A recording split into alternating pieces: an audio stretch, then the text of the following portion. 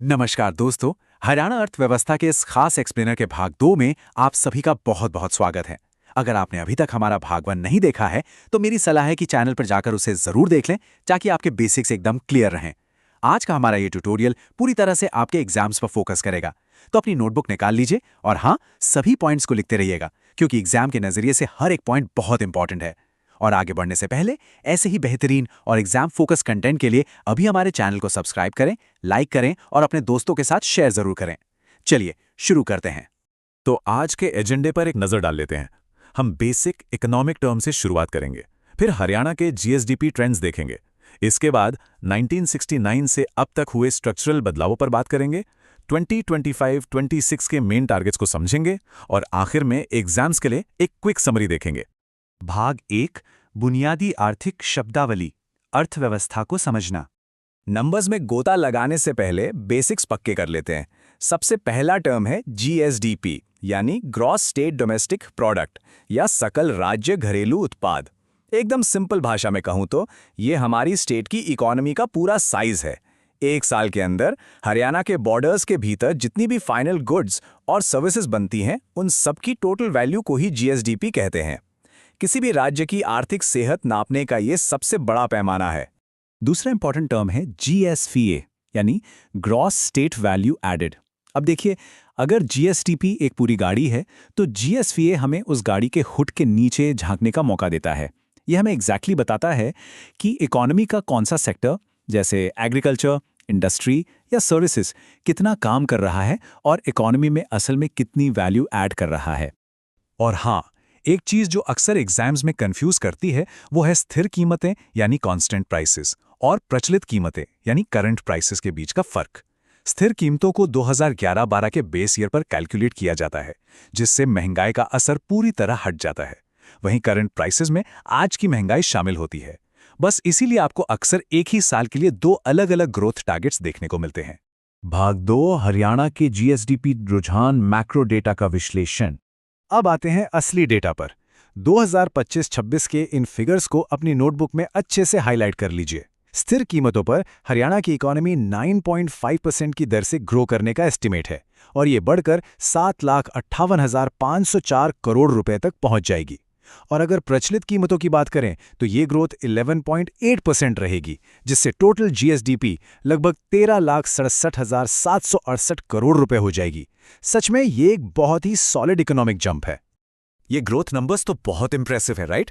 लेकिन अब आपके दिमाग में एक बड़ा सवाल आ रहा होगा कि आखिर वो कौन सा सेक्टर है जो हरियाणा में इतनी जबरदस्त आर्थिक ग्रोथ को ड्राइव कर रहा है।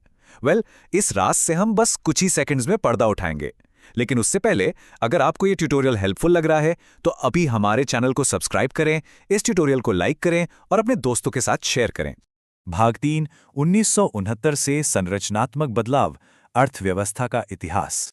आज के इन बड़े बड़े नंबर्स को समझने के लिए हमें थोड़ा इतिहास के पन्नों को पलटना होगा। जब हरियाणा बना था, खासकर 1969-70 के टाइम पर, तब ये मुख्य रूप से एक कृषि आधारित अर्थव्यवस्था यानी एग्रेरियन इकोनॉमी था। उस वक्त राज्य के टोटल प्रोडक्शन में खेती और उससे जुड़े सेक्टर्स का हिस्सा 60.7% था। लेकिन 2006-7 आते आते एक बहुत बड़ा स्ट्रक्चरल बदलाव देखने को मिला और एग्रीकल्चर का कंट्रीब्यूशन तेजी से गिरकर सिर्फ 21.3% रह गया।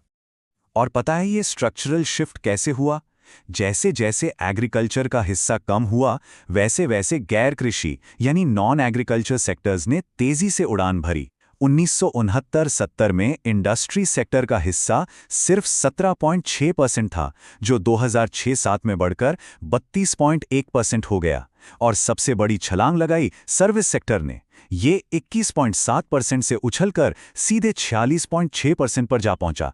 मतलब एक कृषि प्रधान राज्य के इंडस्ट्रियल और सर्विस हब बनने की ये कमाल की जर्नी है। भाग 4, 2025-26 के मुख्य लक्ष्य, भविष्य की ओर। चलिए अब टाइमलाइन को वापस फ्यूचर में लाते हैं। 2025-26 के इन डेटा पॉइंट्स पर अपना पूरा फोकस रखिएगा क्योंकि आपके कॉम्पिटिटिव एग्जाम्स में सीधे यहीं से सवाल पूछे जाएंगे। अब सर्विस सेक्टर हमारी इकोनॉमी का निर्विवाद लीडर है। 2025-26 में इसका कंट्रीब्यूशन 52.1% रहने का अनुमान है। इंडस्ट्रीज भी 33% पर मजबूती से खड़ी हैं, जबकि एग्रीकल्चर का हिस्सा अब सिमटकर 14.9% पर आ गया है। तो असल में ये ग्रोथ आ कहां से रही है? जरा 2025-26 के इन GSVA ग्रोथ टारगेट्स पर गौर कीजिए। एग्रीकल्चर सेक्टर के 4.4% की दर से बढ़ने का अनुमान है, इंडस्ट्रीज 8.9% की तेज रफ्तार से आगे बढ़ेंगी और हमारी इकोनॉमी का सबसे बड़ा इंजन यानी सर्विस सेक्टर 11.5% की टॉप स्पीड से आगे बढ़ने के लिए तैयार है। और जब ये सब मिलते हैं तब जाकर राज्य की ओवरऑल ग्रोथ 9.5% के टारगेट को अचीव करती है। भाग 5 परीक्षा के लिए त्वरित सारांश।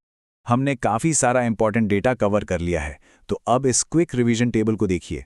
ये आपके एग्जाम नोट्स का सबसे अहम हिस्सा होना चाहिए। ये पिछले 50 सालों के अविश्वसनीय सफर की पूरी समरी है। एग्रीकल्चर, जो कभी 60.7% हुआ करता था, 2025-26 में 14.9% पर रहेगा, लेकिन फिर भी इसमें 4.4% की ग्रोथ का टारगेट है। इंडस्ट्री 17.6% से बढ़कर 33% हो गई है, जिसमें 8.9% की ग्रोथ है। और सर्विस सेक्टर 21.7% से छलांग लगाकर सीधा 52.1%, और वो भी 11.5% की हाईएस्ट ग्रोथ रेट के साथ। ये टेबल साफ दिखाती है कि कैसे हरियाणा एक कृषि समाज से एक सर्विस ड्रिवन पावर हाउस बन चुका है। और अब जाते जाते आपके लिए सोचने को एक बहुत ही इंपॉर्टेंट सवाल छोड़ जाता हूं। जैसे जैसे हरियाणा 2026 तक पूरी तरह से एक सर्विस ड्रिवन इकोनॉमी में बदल रहा है, आपको क्या लगता है कौन से नए उद्योग इसके अगले चैप्टर को डिफाइन करेंगे? क्या वो IT होगा, लॉजिस्टिक्स होगा या कुछ और? इस बारे में सोचिएगा जरूर। मुझे उम्मीद है कि इस एक्सप्लेनर ने एग्जाम्स के लिए आपके सभी कॉन्सेप्ट्स और डेटा पॉइंट्स को एकदम क्लियर कर दिया होगा। जाने से पहले चैनल को सब्सक्राइब करना, इस प्रेजेंटेशन को लाइक करना और अपने सभी दोस्तों के साथ शेयर करना बिल्कुल मत भूलिएगा। आपकी पढ़ाई के लिए बहुत बहुत शुभकामनाएं।